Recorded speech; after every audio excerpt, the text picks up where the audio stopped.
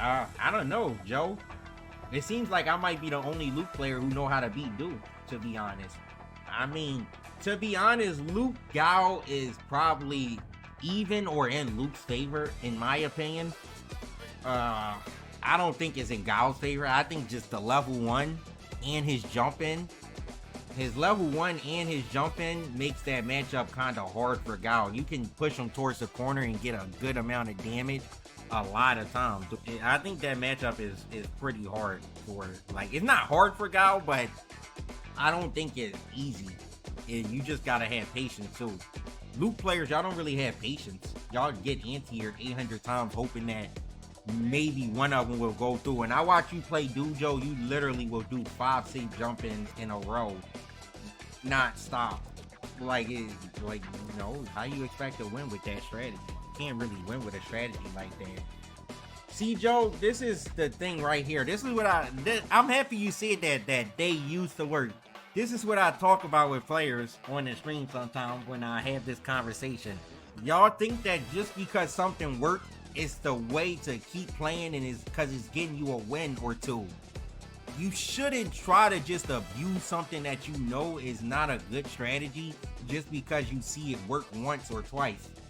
That's just a bad mindset, and I feel like that stuff, it keeps players from getting better at the game because y'all are okay with winning a certain way that's not really correct at all, and then you going and trying to win that way against everyone, and then it's eventually becomes a bad habit, and then you just eventually just gotta try to break the habit and recreate how you play the game.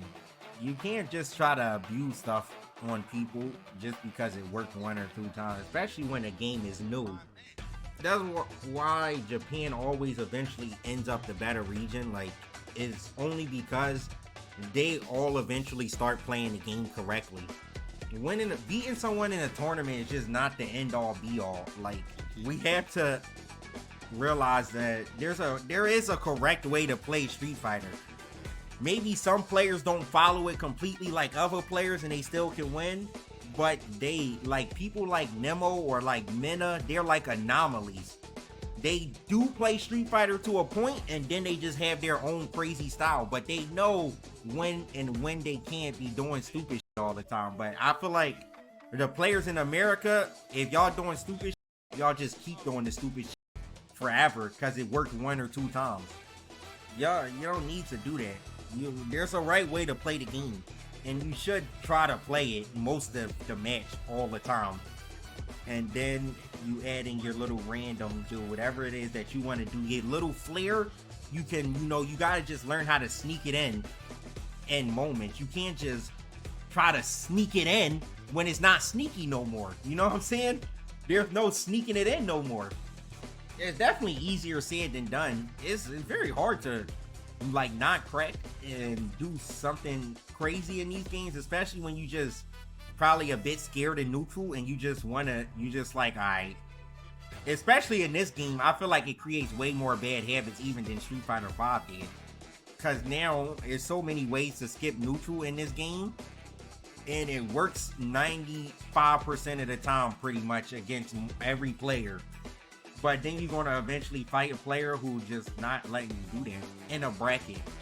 Like, you're gonna fight a player eventually in a bracket that's gonna just shut that completely down. They've been studying all your matches leading up to y'all playing, and they've seen that that's what you like to abuse, and you're probably not going to stop. A top player is waiting. They are looking at that in a tournament. They're waiting. And that's why mid-level players, you never see them ever win like a big premiere or anything. They might get far. There's mid-level players definitely get far in even premieres. I've seen mid-level players, they get top 8. Sometimes you can get it, but in that top 8, every time I've seen a mid-level player get top 8 in Street Fighter V in a big like premiere, they've always gotten destroyed on day 3 when they're in top 8. They always get destroyed.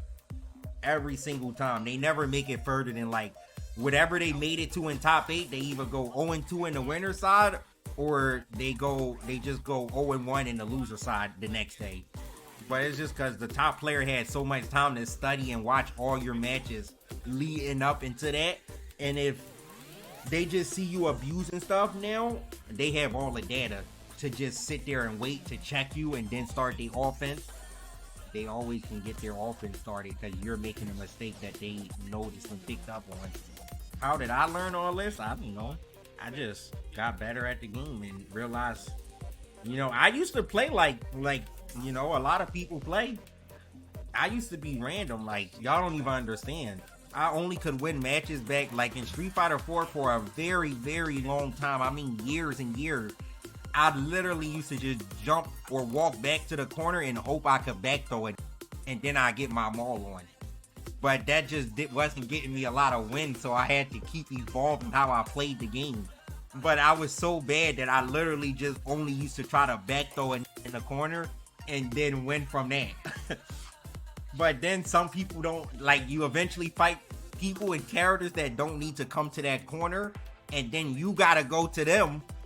And I just didn't know how to approach those matchups. Like Gao, didn't know how to fight Gao at all. You see me fight Gao now, I played a matchup amazing. It's because so many years and years and years, I was so garbage against Gao. I could not do it.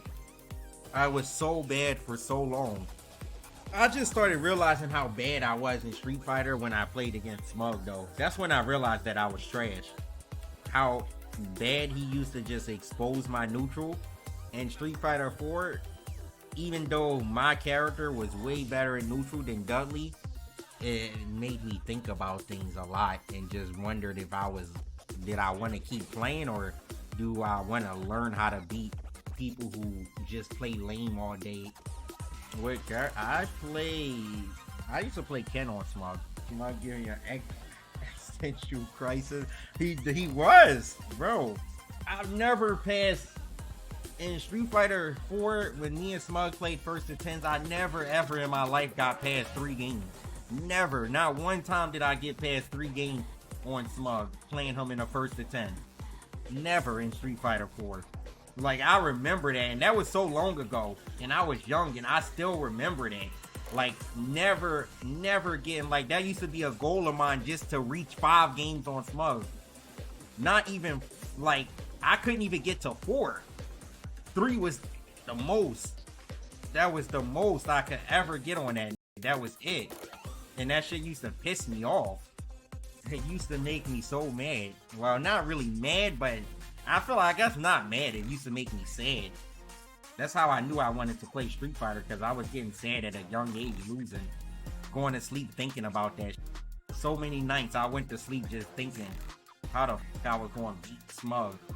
Nah, I never beat Smug in Street Fighter 4. I've never beaten him over 3 games in a set. There was no other player either like that in Street Fighter 4 that I ever played against. I played against so many. Obviously back then, I know a lot of people didn't care about online as much, but I definitely played against some of the best American players online. Never ever struggled against them like I did against Smug, but I don't still to this day know what it was. I know it's because his neutral was just way better than mine.